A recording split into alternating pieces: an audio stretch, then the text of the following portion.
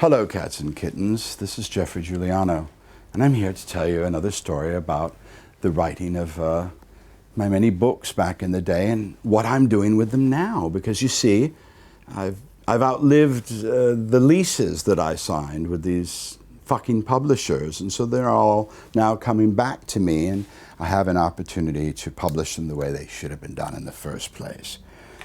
Now, I've talked to you before about, if you were paying attention, about my interview series. And I think we discussed the Lost Beatles interviews, which was the first. Well, that was, you know, look, this is like anything. This is like hamburgers. If you're successful with one thing, they want you to do it again. So I had explained that I remember reading the Playboy interviews and looking forward to them. Not that I didn't enjoy the pictures like any other red-blooded American male, thank you very much, but I did like the interviews with whomever it was, the Q&A format. And I didn't really see, and I don't know, it's probably been done, but to my knowledge, I may have been one of the first, let's be humble here, to make books from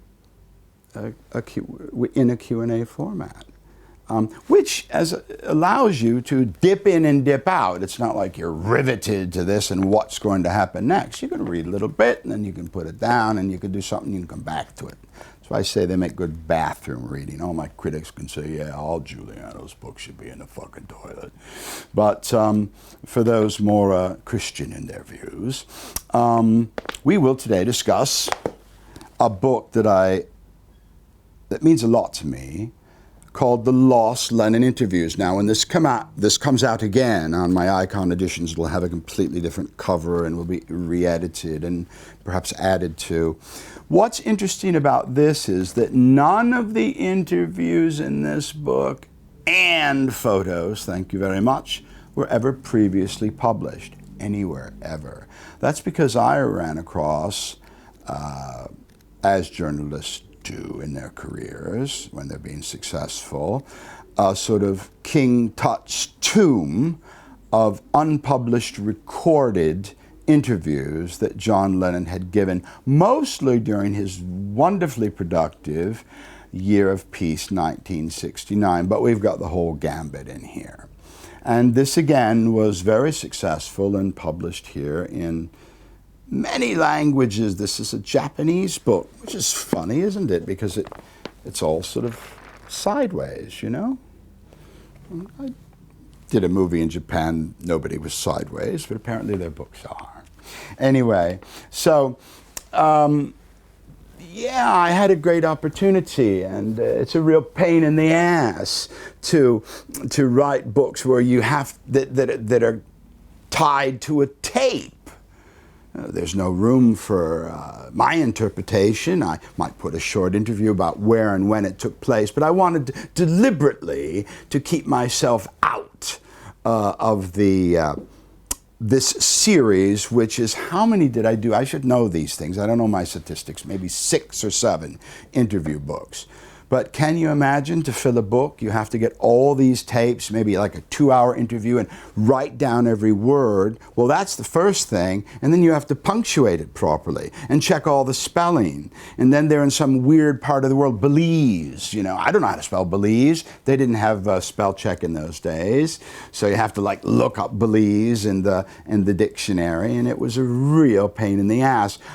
But I tell you, where people may take issue with some of my books, which are straight biographies and encompass some of my ideas, and therefore they're subject to criticism by others as being exploitive or incorrect or full of shit or something. You can't do that with my interview books because they're from fucking tapes. And they're just transcripts, not just transcripts, yes, but of amazing tapes. So in the case of some of the others I did, like Green Onion is one I remember, I would futz around and find things, but to put together the book. But with the John Lennon book, It's very special and historical, and people don't realize that. I don't think it's been out of print for a while, but when it comes back, perhaps they will. These interviews are like, this is the only place in the world where they remain, because the tapes are long lost. I have them, but never published, and so therefore the content was never published. So the Lost John Lennon interviews will be certainly one of the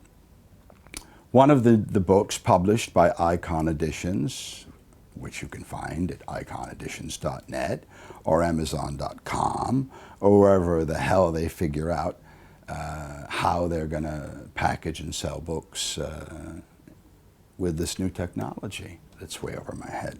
Perhaps they'll drop them by drones. I hear they're doing that now, and print on demand.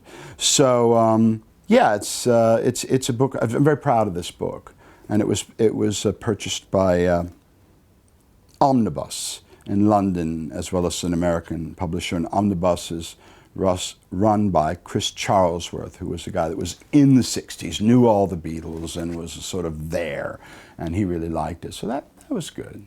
And I like it too, and I hope that you will. See you next time.